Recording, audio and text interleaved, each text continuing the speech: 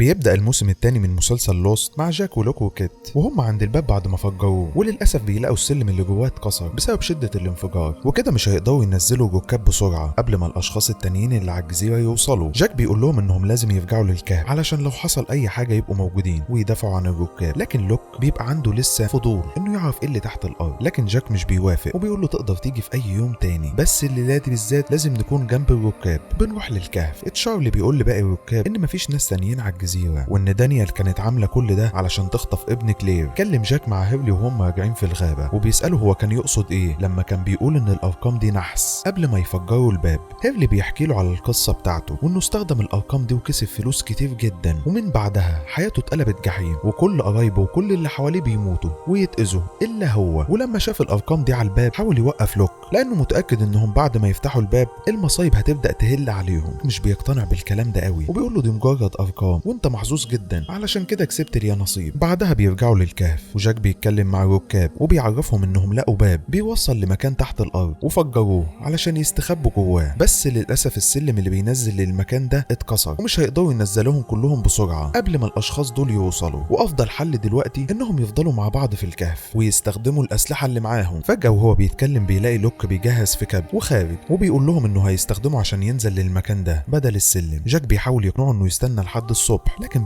بيوصل لوك للباب فعلا وبيربط الكابل عشان ينزل، وبيلاقي كيت بتقول له إنها هتساعده فبيوافق لوك. قرروا إنها تنزل الأول لأن وزنها أخف، وفعلا بيربطها بالكابل وبيبدأ إنه ينزلها، لكن فجأة كيت بتقول له وقف وإنها حاسة إن في حد بيتحرك في المكان تحت، ومرة واحدة حد بيشغل النور في المكان وبيشد الكابل من إيد لوك، وبعد شوية كيت بتختفي تماما والنور بيطفي تاني. بنروح للكهف. جاك بيجهز نفسه وبيقرر إنه يروح لهم عند الباب لأنه قلقان لا يحصل لهم أي حاجة، وكمان مش بيبقى واثق في لوك. بنروح عند الباب بنلاقي لوك حاسس إن هو السبب في اللي حصل لكيت، بينزل وراها بسرعة، وأول ما بينزل بيلاقي نفسه في مكان غريب جدا وبيلاحظ إن كل الأجهزة عليها لوجو لشركة معينة. بيلاقي كيت مرمية على الأرض وكان مغمى عليها. فجأة بيجي واحد من وراه بسلاح وبيسأل لوك إذا كان هو الشخص اللي المفروض ياخد مكانه، وعلشان لوك خايف إنه يموتهم بيحاول يجريه في الكلام، بس المشكلة إن الشخص ده بيسأله على كلمة السر اللي ما بينهم. ساعتها بيعرف إن لوك بيكذب عليه فبيرفع عليه السلاح تاني. لوك بيقول له إن إحنا مش جايين نأذيه وإنهم كانوا على طيارة ووقعوا على الجزيرة من 44 يوم، لكن الشخص ده مش بيقتنع بكلامه وبيقول له اربط كيت واحبسها. بنروح للبحر بنشوف مايكل وزهير لسه عايشين وما بيبقاش في أي أثر لجين، وتقريبا كده غرق بسبب اللي حصل له في الجزء الأول. طبعا زهير بيقول لمايكل إن القارب اللي هاجمهم ده مخصص للمسافات الصغيرة، يعني معنى الكلام ده إن الناس اللي هاجمتهم دول على نفس الجزيرة وكانوا خارجين مخصوص علشان يدوروا عليهم، وتقريبا كده كانوا عارفين مكانهم وبيفهموا على طول إن هم دول الأشخاص اللي كانت بتتكلم عنهم دانيال، وإنهم كانوا عاوزين يخطفوا ابن مايكل مش ابن كلير. بنرجع للمخبأ اللي تحت الأرض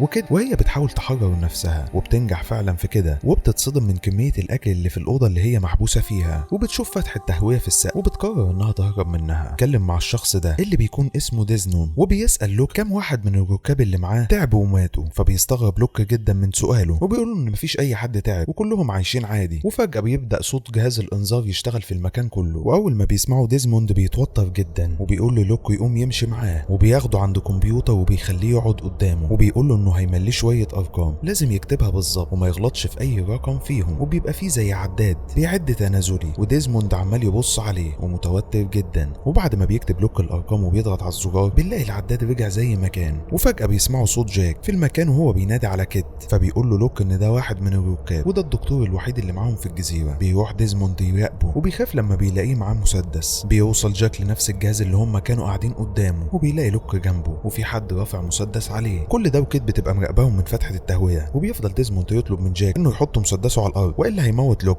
لكن جاك بيرفض وبيفضل يسألهم عن مكان كيت. بنروح لمايكل وزهير وهم نايمين على حتة من المركب، وأول ما بيصحوا بيلاقوا إن الطيار رجعهم تاني على الجزيرة، وبما إن مفيش غيرها قدامهم بينزلوا على الشاطئ. فجأة بيسمعوا صوت جين جاي عليهم وهو مرعوب جدا وبيفضل يقول لهم إن في أشخاص بتطارده وجايين وراه، وبيتصدموا لما بيشوفوا اللي بيطاردوه وبيقربوا عليهم بالأسلحة، وقبل ما يلحقوا يهربوا واحد من الأشخاص دول بيضربهم وبيغمى عليهم وبياخدوهم معاهم جوه الغابة وبيرموهم جوه حفرة وبيقفلوا عليهم. بنرجع للمخبأ اللي تحت الأرض وكيت بتبقى نازلة من فتحة التهوية في أوضة تانية، والحسن حظها إنها بتطلع مليانة أسلحة فبتاخد منها سلاح تسحب من ورا ديزموند تضربه على دماغه، لكن بالغلط بتطلع طلقة من السلاح تيجي في الجهاز، وأول ما ديزموند بيشوف اللي حصل بيترعب وبيقول لهم إنهم هيموتوا كلهم، وبيفضل يطلب من جاك إنه يسيبه بيسيبه علشان يصلح الجهاز بسرعة، لانه لو ما قدرش يصلحه قبل ما العداد اللي على الحيطة ده يوصل للصفر كلهم هيموتوا. طبعا بيسيبوا جاك، بس بيبقى عاوز يعرف برضه ايه اللي هيحصل لو العداد ده وصل للصفر. كيت بتقول لهم انها هتروح تنادي لسعيد لانه بيعرف يتعامل مع الاجهزة، فبيقول لها ديزموند تاني تقدر تخرج منه اسرع. وعلشان جاك مصمم يعرف اللي بيحصل بيرفع السلاح على ديزموند وبيقول له فهمني اللي بيحصل الاول، كده هسيبك تصلح اللي انت عايز تصلحه. ديزموند بيقول له انه كان في سباق على مركب شراعي من 3 سنين واتحطم المركب بتاعه على الجزيرة، وفي نفس اليوم ده لقى واحد اسمه كيفن وجابه معاه لهنا. واول ما دخلوا للمكان صوت الانذار اشتغل ولقاه بيدخل ارقام غريبة على الجهاز. ولما سأل كيفن هو بيعمل ايه قال له انه بينقذ العالم، وفضلوا يكتبوا الارقام دي وينقذوا العالم مع بعض كل يوم لمدة كام سنة لحد ما مات كيفن. بعدها هو حس بالمسؤولية وانه لازم يكمل وبقى يكتب الارقام دي. من ساعتها هو مش عارف بينقذ العالم اصلا من ايه. وبعد ما بيخلص كلامه جاك بيسيبه يكمل تصليح الجهاز وبيقول له ديزموند على مكان فيديو يشوفه وهيخليه يصدقوه اكتر. طول بيروح جاك ولوك يشوف الفيديو اللي قال لهم عليه اللي بيكون في اوله نفس لوجو الشركة اللي على كل الاجهزة اللي في المكان. واللي بيتكلم في الفيديو دكتور اسمه مارفن وبيقول انه هيشرح التعليمات اللازمة للمحطة الثالثة واللي اسمها بيكون البجعة. وواضح ان الفيديو ده موجه لشخصين كانوا شغالين في المكان ده وبيشرح لهم ان المحطة دي كانت زي معمل من معامل الشركة واللي كان هدفها الرئيسي دراسة الموجات الكهرومغناطيسية اللي خارجة من الجزيرة، بس حصل حادثة في المحطة وخلتهم يعملوا النظام اللي موجود فيها حاليا. ولازم شخص يكتب الارقام دي ويضغط على الزرار كل 108 دقيقة، بس ما بيوضحش ايه هي الحادثة اللي ممكن تحصل بالظبط لو محدش دخل الارقام. جاك مش بيبقى مقتنع باي حاجة من الكلام ده على عكس لوك تماما اللي معتبر ان كل ده قدره وانهم لازم ينفذوا الاوامر دي من غير ما يفهموا الاسباب. بنروح لزهير وجين ومايكل وهم في الحفرة وفجأة بيجي الشخص اللي ضربهم وبيرمي معاهم واحدة كمان، وبعد ما بتفوق بيتكلموا معاها وبيعرفوها ان طيارتهم وقعت على الجزيرة من 44 يوم. نعرف ان اسمها لوسي وبيطلع ان هي كمان كانت معاهم على نفس الطيارة بس كانت في الجزء الخلفي اللي انفصل عنهم ووقع في منطقة تانية. وبتقول لهم انها كانت عايشة لوحدها من ساعتها في الغابة لحد ما الاشخاص دول لقوها وخطفوها امبارح. مايكل بيسألها اذا كانت شافت معاهم ابنه لكن للاسف بتقول له انا ما شفتش معاهم اي اطفال صغيرين. بيخرج زهير المسدس اللي كان مخبيه معاه وبيقول لهم ان المرة الجاية لما واحد من الاشخاص دي يجي لهم هيضربوا بالنار ويهربوا. بان على لوسي انها اتوترت اول ما عرفت انه معاه سلاح وفجأة بتخطف المسدس منه وبتضربه وبتنادي على الاشخاص اللي بره علشان يخرجوها وبيطلع انها كانت بتضحك عليهم. بنروح لجاك اللي بيروح يتكلم مع ديزموند وهو بيصلح الجهاز وبيقول له ان المفروض الشركة دي تبعت لهم اشخاص تانيين يبدلوا معاهم. ديزموند بيقول له انه من ساعة ما وصل للمكان ده وهو ما قابلش اي حد غير كيفن اللي مات وانه فضل يضغط على الزرار كل 108 دقيقة علشان كده مش بيخرج كتير ولا يعرف ايه اللي بيحصل على الجزيرة بره. جاك بيقول له انه مش مقتنع بحوار الارقام ده والعد التنازلي والهجص ده كله وان دي اكيد حاجة زي تجربة نفسية الشركة عاملاها. ديزموند بيقول له انا اتمنى ان يكون كلامك صح لكن الفيديو بيقول ان دي محطة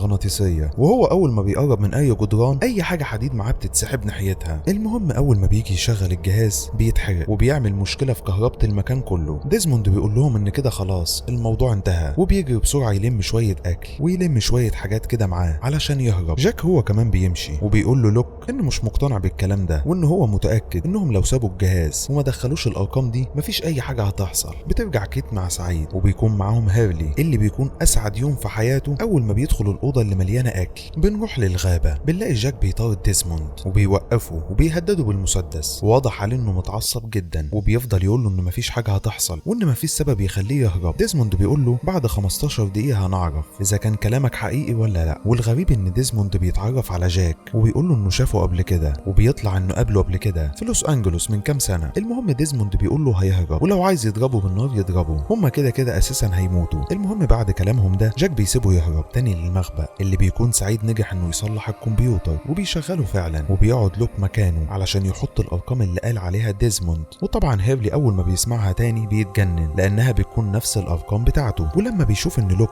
دخل اخر رقمين غلط بيسيبه وما بيحاولش يوقفه. لكن جاك بيدخل في اخر لحظة وبيقول له غير اخر رقمين لان ديزموند عرفه الارقام قبل ما يهرب في حالة انهم لحقوا يصلحوا الجهاز. وبيصمم لوك ان جاك هو اللي يضغط الزرار بنفسه وبيقول له طالما رجعت لنا تاني يبقى انت مقتنع ان في حاجة هتحصل لو العداد وصل للصفر. وعلشان جاك خايف ان الموضوع يطلع بجد بيروح يضغط على الزرار وبيرجع العداد تاني فعلا. وبيبدأ سعيد وجاك انهم يحاولوا يعرفوا ايه اللي ورا جدران المكان ده لكن سعيد بيقول له ان الجدران كلها عبارة عن خرسانة سمكها كبير ومستحيل انهم يقدروا يعملوا فيها حاجة بالادوات البدائية اللي معاهم. المهم كلام ديزموند بيطلع حقيقي والمفتاح اللي في رقبة جاك بيتسحب ناحية الحيطة يعني معنى معنى كده ان في حاجة مهمة فعلا ورا الجدران دي. سعيد بيقول لهم انهم ممكن يجربوا انهم ينزلوا تحت الأوضة، بس المشكلة انهم لما بينزلوا برضه بيلاقوا الجدران واصلة للمكان تحت وما بيبقاش في اي طريق تاني يوصل للأوضة. بيسأل جاك سعيد اذا كان فعلا مصدق ان في حاجة هتحصل لو العداد وصل للصفر، وسعيد بيقول لهم انه يعرف مكان واحد بنفس الخرسانة اللي موجودة في المكان ده وهو مفاعل شيرنوبل النووي. بنرجع في الغابة، لوسي واللي معاها قرروا انهم يخرجوهم، وبيطلع انهم كانوا معاهم على نفس الطيارة فعلا، بس كان لازم يتأكدوا الاول منهم قبل ما يتعاملوا معاهم. وبتقرر لوسي انها تاخدهم معاهم للمكان اللي هم عايشين فيه. بيوصلوا فعلا للمكان وبيطلع انهم لقوا مخبأ هم كمان، بس بيكون اصغر شوية وما فيهوش نفس الاجهزة اللي كانت في المخبأ التاني. بيسأل مايكل واحدة منهم عن بقية الركاب اللي كانوا معاهم، فبتقول له انهم كانوا 23 في الاول وهم دول اللي فاضلين دلوقتي. بيجي واحد من المجموعة دي يتكلم مع مايكل وزهير وبيسألهم اذا كان في واحدة اسمها روز موجودة معاهم واذا كانت عايشة ولا لا. مايكل بيطمنوا انها لسه عايشة وموجودة معاهم في المخيم، وبيطلع ان ده جوزها برنارد اللي كانت بتكلم مع جاك عنه، وكان عندها حق فعلا وطلع عايز زي ما كانت بتقول. تاني يوم بتقول لهم اجهزوا علشان هيخرجوا، ومن كلامها بنفهم انهم رايحين للمخيم عند جاك علشان ينضموا لهم هناك. قسموا الفرق وبيتقسموا الفرق علشان يجمعوا اكل وميه يكفوهم طول الطريق. وبيروح مايكل مع واحده اسمها لي يلموا فاكهه، ولما يجي مايكل يتحرك في اتجاه معين ليه بتمنعه وبتقول له ان الاتجاه ده بيوصل للاشخاص اللي على الجزيره. وشويه وبنلاقي لي راجعه للمجموعه بسرعه وبتقول للوسي ان مايكل فجاه سابها ومشي. ساعتها بيفهم جين وزهير انه راح يدور على ابنه. تقول لهم لوسي انهم لازم يمشوا بسرعه قبل ما يعرفوا مكانهم من مايكل، لكن جين مش بيوافق وبيقول لزهير انهم لازم يروحوا يساعدوا مايكل، وكالعاده طبعا زهير بيرفض ومش بيهتم غير بنفسه. فبيقرر جين انه يروح لوحده، وقبل ما بيتحرك بيجي واحد من المجموعه اللي مع لوسي اسمه ايكو وبيقرر انه يساعده. وبيمشوا في الغابه وبيقدر ايكو يحدد اثار رجلين على الارض، وبيسالوا جين اذا كانت الاثار دي تخص مايكل. ايكو بيقول له انها اكيد تخصه علشان الاشخاص التانيين اللي على الجزيره مش بيسيبوا اي اثر وراهم. وفجاه وهم بيجروا في الغابه ايكو بيسمع صوت حواليهم، فبياخد جين معاه وبيستخبوا بسرعه تحت الشجر. والاول مره جين بيشوف الاشخاص التانيين اللي عايشين على الجزيره اللي الكل بيتكلم عنهم. وبعد ما بيمشوا بيخرجوا وبيكملوا تدوير على مايكل، واول ما بيوصلوا للنهر ايكو بيقول له خليك مستنيني هنا، وهو هيرجع يشوف اثر تاني لمايكل. وفجاه بعد ما بيمشي بيظهر مايكل قدام جين بالصدفه وبيقول له ما يمشيش وراه، وبيجري جوه الغابه وبيفضل ينادي على ابنه. فبيسمعوا ايكو وبيروح له وبيقول له انه لازم يوطي صوته شويه لانهم لو سمعوه وعرفوا مكانهم هيموتوهم كلهم. المهم انه بيقدر يقنعه انه يرجع معاهم ويبقى يدور على ابنه بعدين. بيرجعوا هم الثلاثه للمجموعه اللي مع لوسي وبيقول لهم ايكو انهم لازم يمشوا حالا لان الاشخاص دول قريبين منهم. تاني يوم بيقول ايكو لوسي انه فاضل يوم او يومين لحد ما يوصلوا للمخيم. واضح ان جرح الرصاصه اللي في كتف زهير حالته بقت اسوأ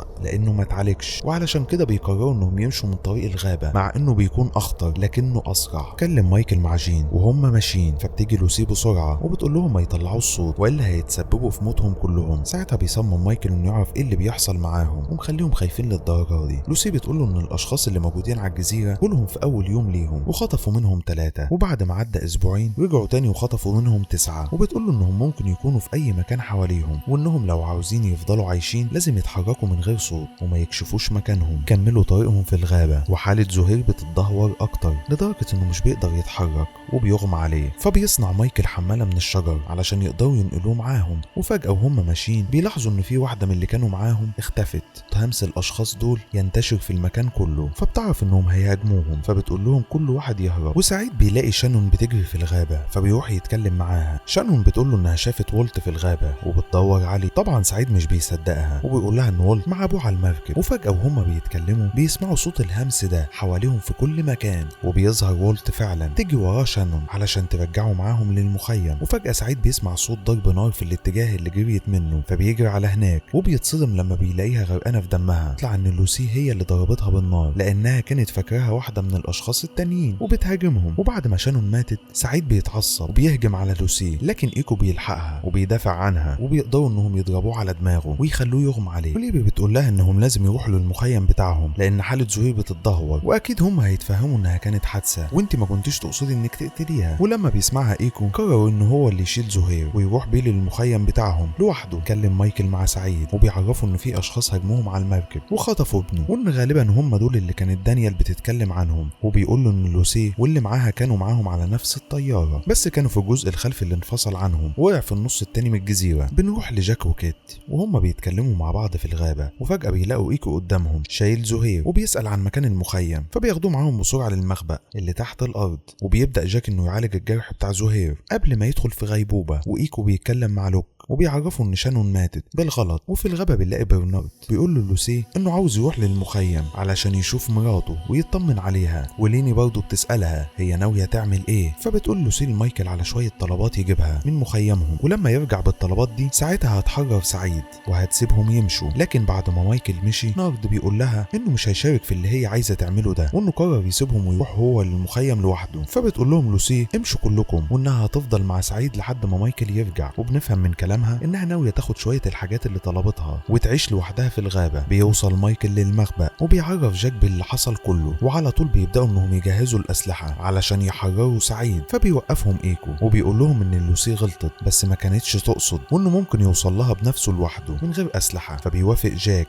وبيدي السلاح لمايكل. بنرجع للوسي وهي بتتكلم مع سعيد تزرله وبتحاول تشرح له انها ما كانتش تقصد انها تقتل شانون، وعلشان حاسة بالذنب قرر انها تحرره وبتديله الأسلحة اللي معاها. لما بيوصل ايكو بيلاقيها حررت سعيد. في المخبأ بنلاقي لوك بيقول لمايكل على اللي حصل كله الكام يوم اللي فات، وعلى الارقام اللي بيدخلوها علشان العداد ما يوصلش للصفر على حسب كلام ديزموند. في الاجهزه على اي حاجه كان يفهم العداد ده مسؤول عن ايه بالظبط وايه اللي ممكن يحصل لو وصل للصفر. وفجاه وهو جنب الجهاز بيلاقي حد كاتب له رساله على الشاشه، فبيرد عليه مايكل وبيساله انت مين. صدم لما بيلاقي اللي بيكلمه ده هو ابنه، ولسه مش واضح هو فين ولا حتى بيكلمه ازاي. بنروح على الشط، ايكو بيلاقي واحد من التماثيل اللي متهرب جواها الهيروين، وبيعرف من كلير ان التمثال ده بتاع تشارلي ولقاه في طياره على الجزيره. فبيروح ايكو على طول اتكلم مع تشارلي، واضح جدا انه مهتم بالتماثيل والهيروين اللي فيها، وبيساله هو لقاها فين. فبيقول له تشارلي انه شافها بالصدفه في الغابه لما كان ماشي مع سعيد، ولما بيلاقيه مهتم بيها قوي بيروح معاه عشان يوريه مكانها. وبيسال ايكو وهم في الطريق عن السبب اللي مخليه عاوز يعرف مكان الطياره دي. فبيفتكر ايكو ذكريات ليه وهو في بلده، وفي واحده في الشارع بتاعه بتبيع نفس التماثيل اللي لقاها تشارلي. يطلع ان ايكو ده تاجر مخدرات، وكمان اخو ايكو كاهن في الكنيسه. وبيطلب ايكو من اخوه ده انه يساعده علشان يهرب كميه كبيره من المخدرات بره البلد، لان الطريقه الوحيده للخروج من البلد من غير ما يتفتشوا هي طيارات الكنيسه. ولان ايكو في عصابه كبيره وخطيره اخوه بيضطر انه يوافق. وبيجي يوم اللي هيهربوا فيه المخدرات وبيحطوها على الطياره، والطريقه الوحيده لتهريبها تبقى جوه التماثيل اللي الكنيسه بتبيعها. لكن فجاه الجيش بيقطع عمليه التهريب وبيضربوا نار على العصابه، وللاسف اخو ايكو بيتصاب. فبيحطوا ايكو بسرعه على الطياره علشان يخرجوا من المكان ده، بس قبل ما بيركب واحد من اللي معاه بيخونه وبيسيبه على الطريق. لما بتوصل قوات الجيش بيفكروا ان ايكو كاهن بجد، ومن ساعتها وهو عايش الدور عليهم انه كاهن. بنرجع تاني على الجزيره، تشارلي بيقول له انه مش عارف يحدد الطريق للطياره، فبيقول له ايكو يطلع فوق الشجره علشان يقدر يشوفها ويحدد هيمشوا ازاي. بعد ما بيطلع تشارلي على الشجره ايكو بيسمع حاجه بتتحرك حواليهم، وفجاه بيظهر نظام حمايه الجزيره وبيهجم عليهم. لكن ايكو مش بيتحرك وبيفضل واقف مكانه، وبيظهر الدخان الاسود اللي هاجم لوك وجاك قبل كده. بس الغريب انه بيثبت قدام ايكو مش بيهاجمه، وبعد شويه بيسيبه ويرجع تاني جوه الغابه. وبينزل بعدها تشارلي بقى مصدوم ومش مصدق اللي شافه، وبيعرف ايكو انه شاف الطياره وبيقول له على مكانها. وشويه وبيوصل للمكان اللي هي فيه فعلا، ولما بيشوف ايكو الطياره بيدخل جواها وبيلاقي التماثيل والجثث، وبيتاكد انها فعلا نفس الطياره اللي كانوا مستخدمينها للتهريب. وبيلاقي سلسله اخوه على جثه وبيعرف انها جثته، فبياخد السلسله معاه وبيحرق الطياره بالجثث اللي فيها. ولسه برضه مش فاهمين ازاي الجزيره سحبت الطياره اللي كان عليها اخوه، وهل كل اللي بيحصل صدفه ولا الناس دي هنا لسبب معين. بنروح للمخبأ. في المخبأ بنلاقي مايكل بيروح للجهاز تاني وبيحاول يتكلم مع ابنه، والغريب انه فعلا اول ما بيقرب من الجهاز بيبعت له رساله زي ما يكون شايفه او عارف انه جاي يكلمه، وبيقول له انه مش هيقدر يتكلم معاه كتير علشان هم هيرجعوا كمان شويه. فبيساله مايكل على مكانه عشان يقدر يوصل له، لكن قبل ما يرد عليه جاك بيقطع كلامهم وبيقول لمايكل انه ما نسيش ان ابنه اتخطف وانهم معاهم اسلحه دلوقتي، وناوي يكون فرقه علشان يخرجوا يدوروا عليه. ولما بيقوم يبص على الشاشه الكلام اللي بين مايكل وابنه بيكون اتمسح. تاني يوم جاك بيصحى من النوم وبيلاقي ان مفيش حد مراقب العداد، وبيتفاجئ لما بيلاقي لوك في حد ضربه وواقع على الارض مغمى عليه، وبيلاقي مايكل جاي من وراه ورفع عليه سلاح وبيقول له انه هيخرج يدور على ابنه حالا ومش عاوز مساعده من اي حد فيهم. وبيحبس جاك مع لوك وبيسيبهم ويمشي. والحسن حظهم ان كيت وسهير بيوصلوا للمكان بعد شويه، فبيفتحوا لهم وبيعرفوهم باللي حصل، وبيبتدوا يجهزوا الاسلحه عشان يخرجوا ورا مايكل قبل ما الاشخاص دول يوصلوا له. وتقريبا بعد الاحداث الاخيره زهير اتغير وقرر انه يساعدهم، وبيخرجوا للغابه ولوك بيبدا يتبع في اثار مايكل وبيمشوا وراه. وراها، وفجأة بيسمعوا صوت ضرب نار كتير جاي من مكان قريب منهم. يجوا على مصدر الصوت ده بسرعة علشان يساعدوا مايكل، بس لما بيوصلوا لمكان ضرب النار مش بيلاقوا اي حد هناك. وبعد فترة الجو بيليل، ولوك بيقول لهم انه ما بقاش شايف اي اثر لمايكل وانهم لازم يرجعوا للمخيم وتاني يوم يبقوا يكملوا تدوير عليه. لكن جاك بيرفض وبيقول لهم انهم لازم يلاقوه دلوقتي، لانهم لو ما لقوهوش النهارده مش هيقدروا يوصلوا له تاني بعد كده. وفجأة واحد من الاشخاص اللي خطفوا والت بيظهر لهم في الغابة وبيقول لهم ان الافضل ليكم انكم تسمعوا كلام لوك وترجعوا كلكم للمخيم بتاعكم. زهير بيقول لهم ان ده نفس الشخص اللي ضرب عليه نار لما كانوا على المركب وبيجهز مسدسه عشان ينتقم منه. لكن فجأة بتطلع طلقة من الغابة اتجاه زهير وبتجرح وشه تحذير منهم. بيعرفوا انهم محاصرينهم في كل مكان، وبيقرب الشخص ده منهم وبيبدأ يتكلم معاهم وبيقول لهم انهم وصلوا الجزيرة ديت من شهرين وبدأوا يدوروا في حاجات ما تخصهمش وانهم عايشين لحد دلوقتي بس لان هو واللي معاه سايبينهم بمزاجهم. فبيقول له جاك انه مش مصدق اصلا انه معاه اشخاص كتير وانه غالبا معاه شخص او اتنين جوه الغابه، ان هو بيخوفهم مش اكتر. وعلشان الشخص ده يثبت كلامه لجاك ويثبت له انهم عددهم كبير جدا بيخلي كل اللي معاه يولعوا نار، وفعلا بيطلع عددهم كبير جدا وحواليهم في كل مكان. المهم انه بيقول لجاك يسلم اسلحته هو واللي معاه ويرجعوا للمخيم حالا، وان ده اخر تحذير ليهم وبعد كده هيبقى في تصرف تاني خالص. لكن برضه جاك بيرفض انه يسلموا الاسلحه، فبينادي الشخص ده على واحد من اللي معاه وبيجيب له حد خاطفينه، وبيطلع ان اللي خاطفينه ده هي كيت وكانت ماشيه وراهم من غير ما يعرفوا علشان تساعدهم. وساعتها طبعا بيضطر جاك انه يسلموا السلاح ويوافق على كلامه، فبيديهم الشخص ده كيت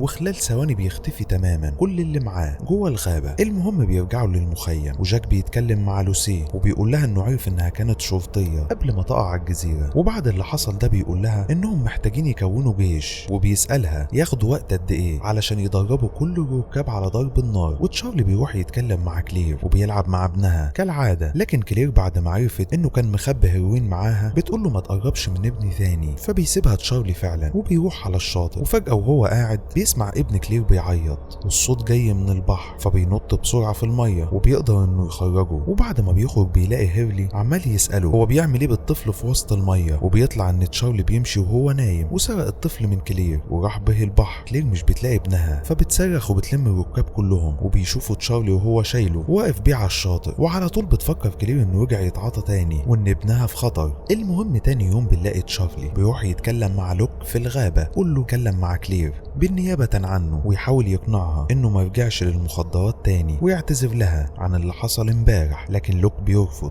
وبيقول انه شاكك فيه اصلا والافضل ليه انه يبعد عن كلير وابنها في المرحله دي لانه ممكن يأذيهم. وبعد ما بيمشي لوك تشارلي بيروح للمخبأ بتاعه في الغابه وبيطلع انه لسه محتفظ بكام تمثال فعلا، وبياخد واحد منهم وبيكسره علشان يطلع الهيروين اللي فيه. وفجأة بيجي لوك وبيقول له انه كان متأكد انه رجع للمخدرات تاني وان المرة اللي فاتت سابه يقرر ويبعد عنها بمزاجه، بس المرة دي بقى خطر على كل اللي حواليه ولازم يمنعه بنفسه. بياخد فعلا كل التماثيل اللي معاه ويسيبه ويمشي، وكلامه طبعا بيضايق تشارلي جدا. بنروح على الشاطئ، زهير بيلاقي جاك بيدور في الخيمة بتاعته، يطلع ان زهير سرق شوية ادوية ومسكنات معاه وهو خارج من المخبأ، وطبعا جاك بيقول له انها ملك لكل الركاب وانه ممكن اي حد يحتاجها. زهير بيقول له ان كل الادوية دي اصلا كانت معايا قبل ما امشي في المركب. طبعا جاك بيرفض انه يديها له وبيسيبه ويمشي. بنروح لواحدة اسمها سان في الغابة اللي فجأة بيجي حد من وراها ويخبطها على راسها ويخطفها، وبيسمع صوتها زهير وكده وهم على الشاطئ، فبيجوا طبعا على الصوت وبيوصلوا لها فعلا، بس بيلاقوها مضروبة على دماغها ومغمى عليها، فبياخدوها بسرعة لجاك علشان يعالجها. وبتقول له كيت انهم لقوها في الغابة وكانت ايديها مربوطة زي ما يكون حد كان بيحاول يخطفها، بس لما لقاهم قربوا سابها وهرب. بيروح زهير مع كيت للغابة يدوروا على اي حاجة تعرفهم مين اللي كان بيحاول يخطفها، وبيلاقوا فعلا القماشة اللي كان الشخص ده حاططها على راسها. فبتقول له كيت انها نفس اللي حطوها على راسها لما كانوا خاطفينها، لكن زهير بيقول لها انها شبهها بس مش هي، وده معناه ان في حد كان بيحاول يقلدهم ويبين ان هم اللي كانوا بيخطفوا سان. وبيقول لها كمان ان ده حد بيحاول يخوف الركاب علشان ينضموا للجيش بتاعه، وبيقصد بكلامه ده طبعا لوسي علشان بدأوا يدربوهم على ضرب النار. وبعد كلامه ده مع كيت بتروح بتروح تقابل جاك تقول له انها شاكه في لوسي تكون هي اللي عملت كده، وانها بتحاول تخوف الركاب عشان ينضموا لها. وفعلا بعد ما جاك بيسيبهم كلم مع لوسي اللي بتقول له ان بعد اللي حصل ده الركاب خافوا جدا، وفي كذا واحد بدأوا يتدربوا معاهم ويشيلوا سلاح. بتقطع كلامهم كلير وهي بتقول لهم ان سان فائت. بيروح جاك يسألها اذا كانت شافت اللي حاول يخطفها، لكن سان بتقول لهم انه غمى عينيها وما شافتش اي حاجه. وزهير بيقول لكده ان خطه لوسي نجحت، كاب بدأوا ينضموا لها فعلا. فبتقول له يروح بسرعه يحذر لوك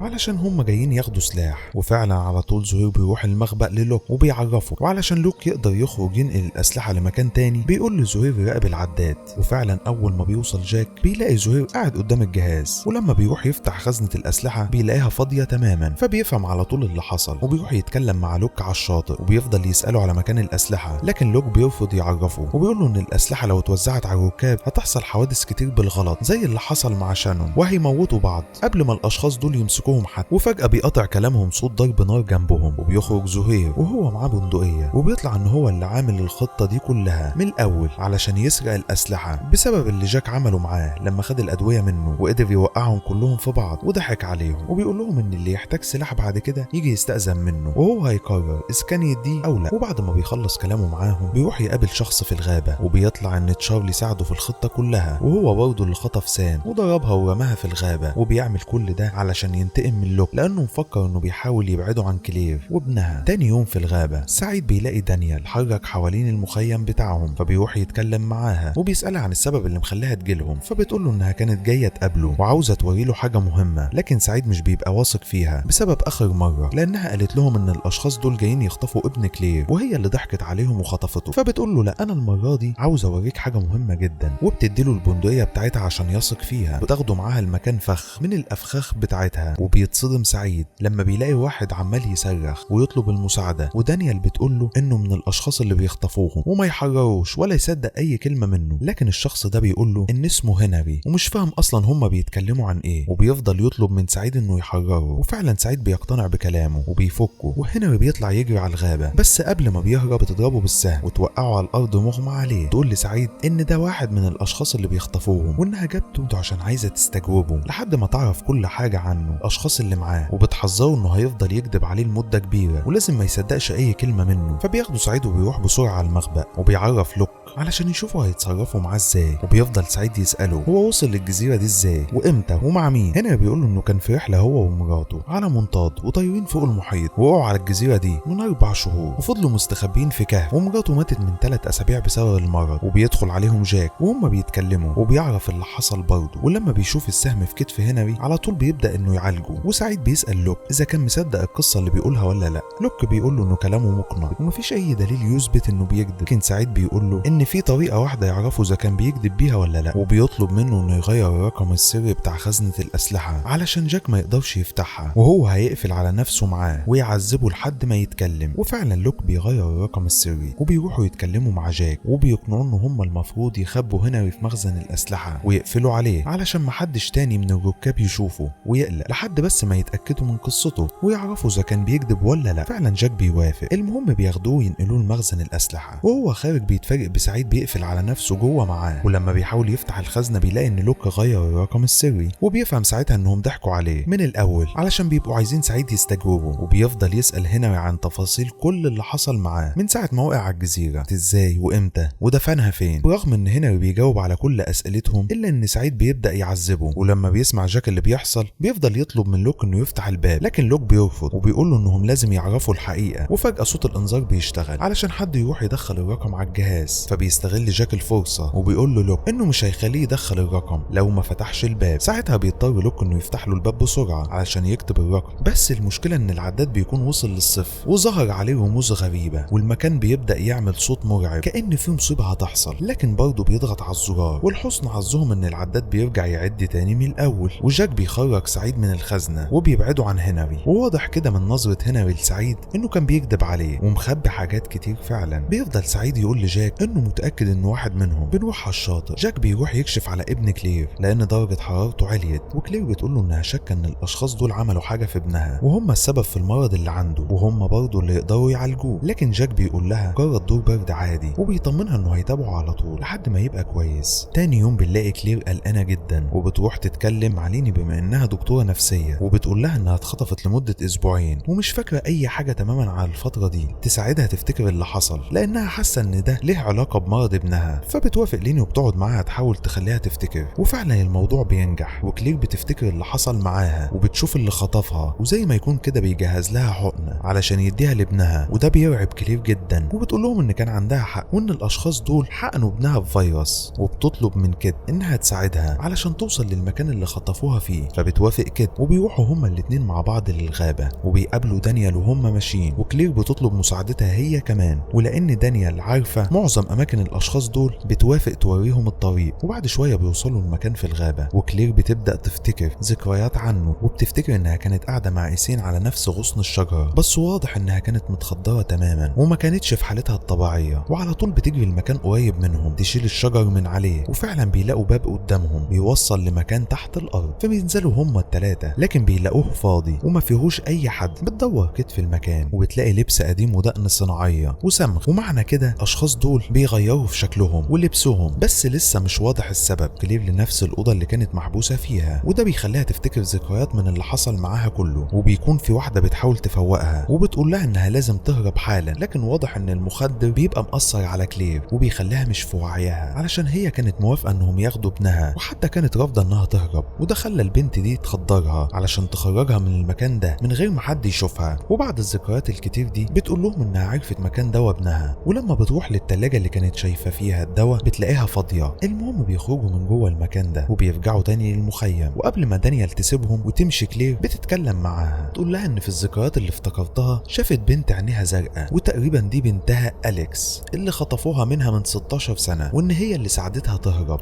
وما كانتش زي باقي الاشخاص التانيين. المهم بيرجعوا للمخيم، وكلير بتلاقي ابنها كويس فعلا، وبيطلع ان جاك كان عنده حق وانه مجرد دور برد عادي. وبما انهم لسه مش عارفين يحددوا اذا كان هنري بيكذب ولا لا، بيجيبوا لوسي تتكلم معاه، بما انها شرطيه وكده كده عندها خبره واتعاملت مع ناس زي كده كتير. بيبدا هنري برضه يحكي لها نفس القصه اللي قالها لسعيد، فبتقول له لوسي انها مش مقتنعه بكلامه تماما. الطريقه الوحيده انه يثبت لها انه مش بيكذب هي انه يرسم لها خريطه ويحدد عليها بالظبط المكان اللي وقع فيه. المنطاد كان اللي دفن فيه مراته، لانه لو ما عملش كده فهم مضطرين انهم يفضلوا حابسينه. وبعد شويه بتخرج لوسي تقول لهم انه قال لي نفس القصه اللي قالها لكم، وانها مش قادره تحدد لسه اذا كان بيكذب ولا لا، وهترجع تتكلم معاه تاني بكره علشان هي هتحتاج وقت اطول من كده معاه. وبعد ما بتسيبهم بتروح للشط تتكلم مع سعيد عن هنري رسم لها خريطه فعلا وحدد لها مكان المنطاد وقبر مراته. وبتقول لسعيد انها ما عرفتش جاك ولوك لحد ما تعرف هي الحقيقه بنفسها، تطلب مساعدته علشان تقدر توصل للاماكن اللي هو محددها لها على الخريطه. بيوافق سعيد وبيقول لها ان من الرسم واضح ان الاماكن دي بتبعد عنهم مسافه يوم. المهم بيبداوا على طول، وتقريبا بعد يوم بيوصلوا للمكان اللي موجود على الخريطه. ولما مش بيلاقوا المنطاد ولا القبر، سعيد بيقول لها انه كان متاكد ان هنري بيكذب وانه واحد منهم، لكن لوسي بتقول له انهم لازم يدوروا في المكان كله كويس علشان يكونوا متاكدين قبل ما يعذبوا او يقتلوا اي حد. بنرجع للمخبأ، جاك بيقرر انه يخرج هنري شويه من الحبسه بتاعته، وبيقول لهم هنري انهم اكيد لقوا المنطاد وقبر مراته وعلشان كده خرجوه. وبيتصدم جاك ولوك لما بيعرفوا انه رسم خريطه للوسي وهي خبت عليهم، وبيحاول هنري يستفزهم ويشككهم انه فعلا واحد من الاشخاص اللي بيخطفوهم، وبيلمح ان الخريطه اللي رسمها عباره عن فخ علشان يخطفوا اصحابهم ويبادلهم بيه. ولما بيلاقي جاك اتعصب بيقول له انه كان بيهزر مش اكتر، لكن جاك بيكون قلق جدا منه وبيصمم انه يرسم له نفس الخريطه اللي رسمها للوسي. فبيقول له لوك انه لو حتى رسمها فخلاص الوقت فات وزمانهم وصلوا. طبعا اللي حصل ده بيعصب جاك جدا وبيرجعوا تاني للحبس في الخزنه. بنروح لسعيد ولوسي بعد 3 ساعات من التدوير في المكان، وفجاه تشارلي بينادي عليهم وبيقول لهم انه لقى حاجه مهمه. واول ما بيوصلوا بيلاقوا فعلا القبر اللي هنري قال عليه، كمان بيبصوا لفوق بيلاقوا المنطاد في نفس المكان اللي حدده. وفي المخبأ لوك بيسمع صوت غريب طالع من الاجهزه وبيحاول يشوف هو جاي منين، وفجاه بيظهر صوت وبيبدا انه يعد تنازلي. واول ما بيوصل للسقف بتنزل ابواب حديد من السقف وبتقفل الاوضه اللي هو فيها، لكن لوك بيتحرك بسرعه وبيقدر يحط حديده تحت اخر باب قبل ما يتقفل، وبيحاول يفتح الباب تاني لكنه بيبقى تقيل جدا ومش قادر يفتحه لوحده. اضطر ساعتها انه يحرر هنري ويطلب منه انه يساعده، وبيبداوا هما الاتنين يحاولوا انهم يفتحوه مع بعض وبينجحوا فعلا. وهنا بيحط تحته صندوق حديد علشان ما يتقفلش تاني، ولوك بيتسرع وبيحاول يعدي من الحته اللي فتحوها، لكن قبل ما بيعدي الناحيه التانيه يكسر الصندوق وبينزل على رجله. وعلشان هنري يخفف الضغط من على رجله بيحط طوات حديد تحت الباب، وبيقول له ان العداد قرب قرب يوصل للسيف وانه لازم يعدي من فتحة التهوية ويدخل هو كم على الجهاز. فعلا هنري بيسمع كلامه وبيروح يعدي من فتحة التهوية، وبعد شوية الانذار صوته بيعلى جدا والنور بيطفي وبينور مكانه النور ازرق، وبيظهر قدام لوك على الباب رسومات شكلها غريب جدا وفي وسطها علامة استفهام. وفجأة النور بيرجع تاني والابواب كلها بتبدأ انها تترفع وترجع لمكانها. وبعد اللي حصل ده بيرجع سعيد والمجموعة، وبيقول سعيد لهنري انهم لقوا المنطاد والقبر بالظبط زي ما وصف لهم، بس برضه كان لسه شاكك انه بيكذب، وعلشان كده سعيد قرر انه يحفر في القبر ويتاكد ان جثه مراته فيه. والصدمه انهم لقوا جثه واحد مش واحده، وكمان لقوا معاه واسم الشخص ده هو هنري، وده معناه ان اللي هم ماسكينه ده مش هنري وكان بيكذب عليهم طول الفتره اللي فاتت. فبيحبسوا سعيد وبيكتفوا وبيبدا يكمل استجوابه تاني، وبيسالوا هم قتلوا هنري ليه وعددهم كام والمكان اللي هم عايشين فيه القائد بتاعهم. لكن الشخص ده بيقول له انه مش هيقدر يعرفه اي حاجه. طبعا سعيد بيتعصب وبيقول له ان لو ما جاوبتنيش على اسئلتي هيقتله بنفسه، وفعلا بيعد ل3، لكن لوسي بتمنعه في اخر لحظه والطلقه بتيجي في الحيطه. وبعد ما لوك عالج رجليه بيروح يتكلم مع هنري ويساله عن اسمه الحقيقي، لكن بيرفض يعرفه اسمه وبيقول له انه يفضل يناديه بهنري وانه اتعود عليه. بيقول له انهم عايشين في كدبه كبيره، وانه لما راح علشان يدخل الارقام استنى قدام العداد لحد ما وصل للصفر وما عملش اي حاجه ولا كتب الارقام ولا ضغط الزراير، وفضل يتفرج لحد ما بدات صور غريبه تظهر مكان الارقام شبه الرموز الفرعونيه. كل ده مفيش اي حاجه حصلت، ورجع العداد يعد من الاول تاني. وكلامه ده طبعا بيصدم لوك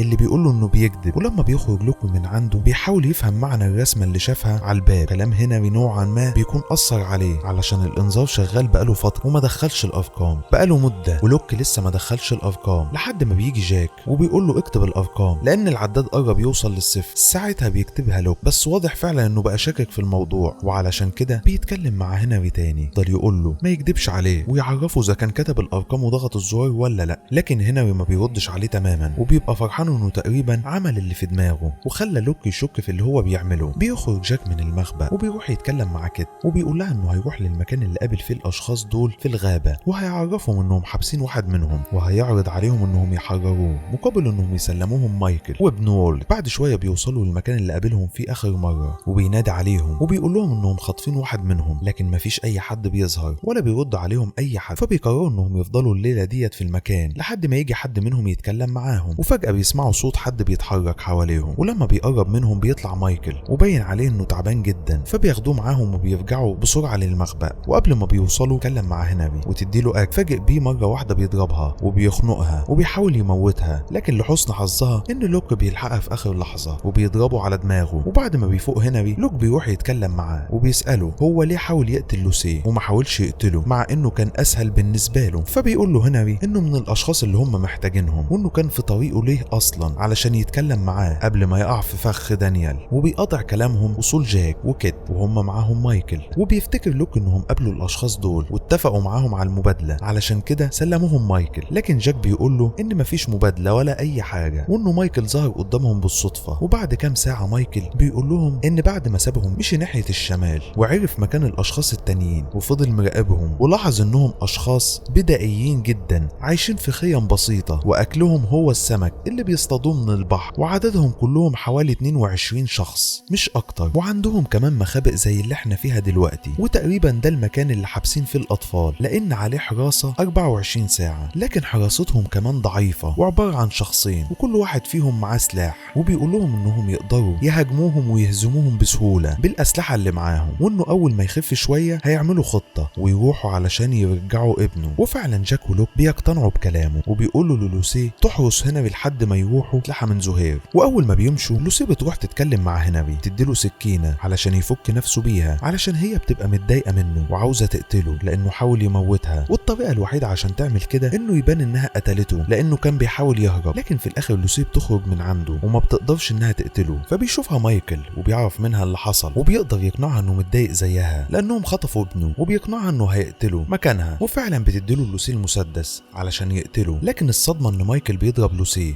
وبيموتها. وبتدخل ليني فجأة للمكان ومايكل بيضربها بالنار هي كمان، وبيفتح بعدها الخزنة لهنري وبيضرب نفسه بالنار قدامه. المهم بعد ما زهير عرفهم مكان الأسلحة بيرجعوا مع بعض للمخبأ وبيتفاجئوا بمايكل خارج قدامهم من الباب غرقان في دمه، وبيكذب عليهم وبيقول لهم ان هنري ضربه بالنار وهرب. وبيتصدموا لما بيدخلوا المكان وبيلاقوا لوسي وليني الاتنين مضروبين بالنار. بس لما بيقرب زهير من ليني يطلع لسه عايشة، وطبعا مايكل اول ما بيشوفها لسه عايشة بيترعب لانها كده هتفضحه. وبنشوف ايكو وهو داخل المخبأ ومعاه فاس، وبيلاقي اخوه اللي مات قدامه وبيقول له ان اللي بيحصل جوه المكان ده مهم جدا وفي خطر كبير جدا دلوقتي، وانه لازم يساعد لوك ويوصلوا مع بعض لعلامة الاستفهام. وفجأة بيصحى ايكو من النوم وبيطلع ان كل ده كان حلم. المهم انه بياخد الفاس معاه وبيروح على المخبأ، ولما بيعرف اللي حصل بيقترح انه يخرج هو ويطارد هنري علشان يمسكوه. وفي الغابة بيلاحظ لوك ان ايكو ماشي وخلاص ومش بيتبع اثار هنري، فبيوقفه وبيسأله هو بيدور على ايه بالظبط. وبيتفاجئ ان ايكو عارف عن علامة الاستفهام اللي هو الوحيد اللي شافها، وبيسأله عن مكانها. لكن لوك بيعمل نفسه ما يعرفش حاجة عنها وبيرفض انه يجاوبه. ساعتها ايكو بيضربه وبيخليه يغمى عليه، ولما بيفوق لوك بيلاقي ايكو قدامه وبيسأله برضه عن مكان العلامة، وعلشان مصمم يعرف بيديله الورقة اللي عليها الرسمة، وبيقول له ايكو ان الرسمة دي عبارة عن حلم مهم ولازم يوصلوا له هما الاتنين مع بعض. فبيوافق لوك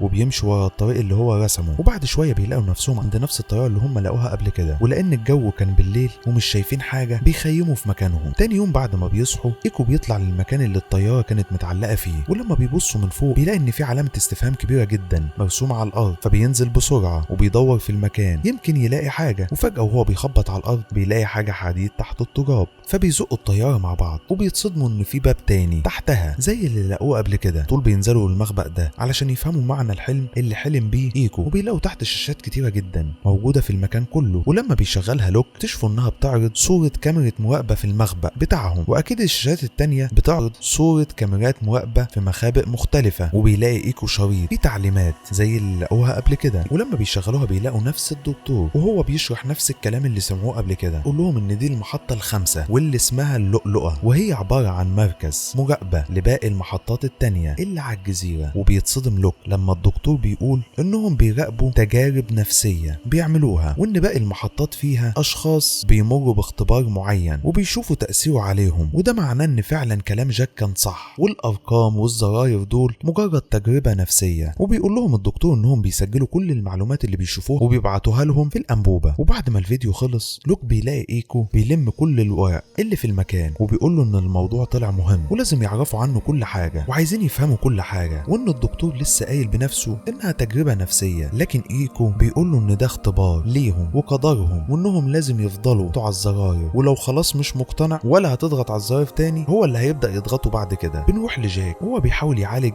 ليني ردد اسم مايكل، وبتحاول تعرفهم ان هو اللي ضربهم بالنار، لكنهم بيفكروها بتطمن عليه وبيقولوا لها انه كويس. وللاسف بتموت ليني وما بيقدرش جاك انه ينقذها، وطبعا مايكل بيرتاح لانها خلاص مش هتفضحه. وبيفتكر مايكل اول يوم خرج فيه يدور على ابنه، وبعد ما قطع مسافه كبيره جوه الغابه اخيرا بيشوف واحد من اللي خطفوا ابنه، لكنه بيتفاجئ بكام واحد وراه وهو مش واخد باله. ضروا انهم يضربوه ويخطفوه معاهم، وبعد فتره بيوصلوه المكان فيه دار او صخره شكلها غريب، وده بيبقى المكان اللي عايش فيه الاشخاص دول. وفعلا حياتهم بتبقى بدائيه جدا وتقريبا زي ما وصفها لهم بالظبط. بيجي واحد من الاشخاص دول يسحب منه عينه دم، قبل واحده كمان اسمها كلوب اللي بتبدا تساله اسئله كتير عن ابنه وولد، واذا كان هو ابوه فعلا ولا متبنيه، واذا كان لاحظ عليه اي تصرفات غريبه او مش مفهومه. وطبعا مايكل ما بيبقاش فاهم ايه لازمه الاسئله دي كلها، وبيقول لها انه عاوز يقابل ابنه حالا ويطمن عليه. المهم بيشوفوا جاك في الغابه وبيروح يتكلم معاه، وبيقول له مايكل انهم لازم يخرجوا النهارده، وانه حدد الاربعه اللي هيخرجوا معاه، وانهم لو راحوا اقل او ازيد من كده الخطه كلها هتبوظ. طبعا بيتعصب على جاك جدا وبيقول له وولت هو ابني وانا اللي لازم اقرر الخطه بنفسي. بيوافق جاك لما بيلاقيه مصمم على رايه، وبيقول له انهم هيجهزوا الاسلحه ويخرجوا بعد ما بيدفنوا ليني. وبيروح بعدها جاك لزهير يجهزوا الاسلحه، وبيقول له على خطه مايكل، وبيقابلوا سعيد وهم خارجين وبيعرفوا الخطه هو كمان، وبيقول لهم سعيد انه هيروح معاهم ومش مهتم بالخطه اللي حطها مايكل. وجاك اصلا بيبقى مقتنع ان سعيد اكتر شخص مفيد في المجموعه فبيوافق. وزهير بيعرف مايكل ان سعيد انضم لهم، لكن سعيد بيتعصب جدا وبيعرفهم ان سعيد مش من ضمن الخطه اللي هو حطها، لكن زهير بيقنعه وبيقول له ده افضل لينا وده هيساعدنا ان احنا ننقذ ابنك. وبيروح مايكل يكلم سعيد وبيقول له انه مش ضمن الخطه ومش هينفع يكون معاهم، ولما بيساله سعيد عن السبب بيلاحظ انه متعصب جدا وتصرفاته غريبة جدا، فبيوافق وبيقول له انه خلاص مش هيخرج معاهم. بعدها بيروح مايكل يتكلم مع هيرلي وبيحاول يقنعه انه يطلع معاهم الخطة اللي هو حاططها، لكن هيرلي بيرفض تماما وبيبان على مايكل انه مصمم يكون معاهم، بس مفيش في ايده حاجة يعملها تاني لما كان مخطوف. وبعد كام يوم وهو محبوس عند الاشخاص اللي خطفوه، بتدخل البنت اللي اسمها كلوديا تكلم معاه وبتقول له ان اصحابه خطفوا منهم واحد النهارده، والشخص اللي خطفوه ده مهم بالنسبة ليهم جدا، وانه لازم يسمع كلامهم ويتعاون معاهم علشان هو الوحيد اللي يقدر يحرره، ولو عمل كده فعلا هيسلموا ابنه ويسيبوه يمشي. تقول له ان ابنه واقف بره الاوضه دي دلوقتي حالا، وبتدخل له ابنه عشان يتكلم معاه ويأثر عليه. وفعلا بيتكلم مايكل مع ابنه شويه، تخرجوا كلودي تاني من الاوضه، والبنت دي بتقول له بعد ما تحرر الشخص بتاعنا ده هتعمل لي حاجه كمان، وبتدي له اسامي 4 اشخاص من الركاب، والاربعه دول هم جاك وكيت وهيرلي وزهير، وبتقول له اتصرف باي طريقه واخترع اي قصه وجيبهم لي للمعسكر هنا، وبتنبه عليه انهم لازم يكونوا الاربعه والا اتفاقهم هيبقى ملغي. طبعا مايكل بيوافق وكمان بيطلب منها مركب علشان يهرب بيه هو وابنه. بنرجع بقى للوقت الحالي، وسعيد وجاك بيتكلموا مع بعض وهم رايحين للدفنه، وبيقول له سعيد انه حاسس ان مايكل تحت سيطره الاشخاص دول، ومن خبرته في التعذيب والاستجواب بيقول له ان مايكل بيكذب وبيرتب لحاجه، وغالبا كده واخدهم هم الاربعه معاه لفخ بالاتفاق مع الاشخاص اللي خاطفين ابنه، وبيقول له انهم لازم ما يعرفوش اي حد ولا يحسسوه انهم كشفوه، وبيستغلوا النقطه دي كسوا الخطه لصالحهم. وبيقول له انه هو لسه بيفكر في خطه بس لسه ما اتظبطتش في دماغه قوي، واول ما تظبط هيبلغه. بنروح للدفنه، بنلاقي هيرلي بيكون زعلان جدا على موت ليني، وبيقول له مايكل انه هيخرج معاه علشانها، وطبعا مايكل بيكون فرحان جدا لان كده الاشخاص اللي مطلوبين يسلمهم بقوا معاه كلهم. وفجاه وهم واقفين بيلاقوا مركب في البحر بيقرب عليهم، فبينزل جاك وسعيد وزهير على طول في الميه وبيروحوا للمركب، ولما بيطلعوا عليه فجاه بيلاقوا حد بيضرب عليهم نار، واول ما الرصاص بتاعه بيخلص بيفتحوا الباب وبيطلع ان اللي على المركب ده هو ديزموند اللي كان في المخبأ، فبياخدوه وبيرجعوا بيه تاني للجزيره. وبيتكلم معاه جاك وبيساله ايه اللي خلاه يرجع تاني وما يروحش لاي مكان، فبيقول له ديزموند ان ده ما حصلش بمزاجي، وانه فضل ماشي بسرعه جدا في البحر لمده اسبوعين في الاتجاه الغربي بطريقه مش مفهومه، لقى نفسه تاني قدام الجزيره وبيتعصب وبيقول لهم ان العالم انتهى وما بقاش في حد غيرهم ومفيش اي مكان تاني غير الجزيره دي. بيجي سعيد يتكلم مع جاك وبيقول له انه خلاص حط الخطه اللي كان بيقول له عليها، وانه هيستخدم المركب اللي كان عليه ديزموند ويلف من البحر كان اللي مايكل قال ان الاشخاص دول موجودين فيه، وهيقدر ساعتها يعرف عددهم والاسلحه اللي موجوده معاهم، وهيعمل لهم كمان اشاره لما يوصلوا ويتقابلوا ويهجموا مع بعض. بعدها بيروح لوك يتكلم مع ايكو في المخبأ وبيقول له ان الانذار هيشتغل بعد شويه علشان يدخل الارقام، وبيطلب منه انه ما يدخلهاش ويسيب العداد يوصل للصفر علشان يعرفوا ايه اللي هيحصل. ولان ايكو بقى مقتنع تماما باللي هو بيعمله ما بيسمعش كلامه، ده بيحاول لوك انه يدمر الجهاز، لكن ايكو بيلحقه في اخر لحظه خده بره المكان. تاني يوم على الشاطئ جاك بيوزع الاسلحه وبيستعدوا عشان يمشوا، وفي نفس الوقت سعيد هو كمان بيستعد عشان ينفذ خطته، وبيروح يطلب من ديزموند انه يساعده لانه ما بيعرفش يستخدم المركب، لكن ديزموند بيرفض وبيقول له يشوف حد غيره. وفعلا سعيد بيروح يتكلم مع سان وجين وبيطلب مساعدتهم، فبيوافقوا طبعا وبيروحوا معاه هما الاتنين للمركب. وبالليل بنلاقي لوك بيروح يتكلم مع ديزموند وبيقول له ان ال3 سنين اللي قضاهم فيهم على الزرار كان في حد بيضحك عليه، وانه لقى محطه تانية للمراقبه اسمها اللؤلؤه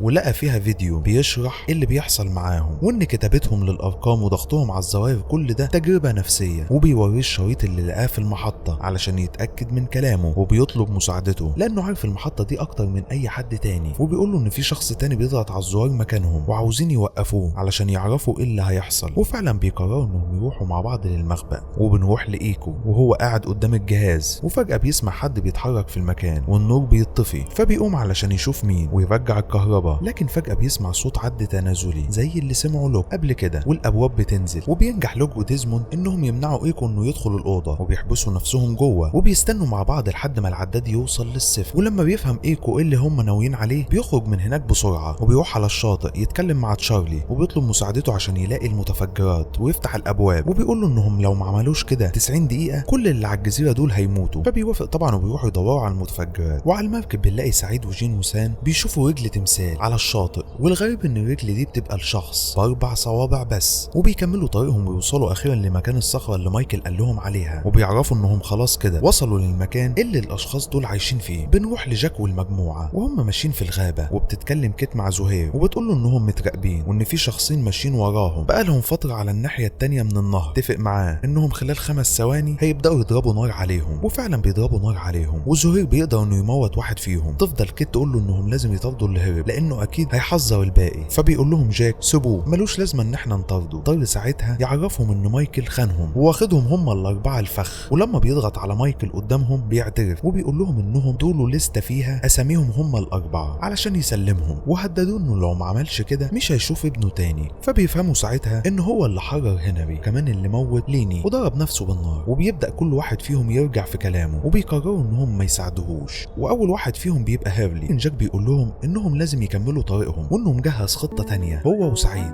ودي بتكون نهاية الموسم الثاني من مسلسل لوست.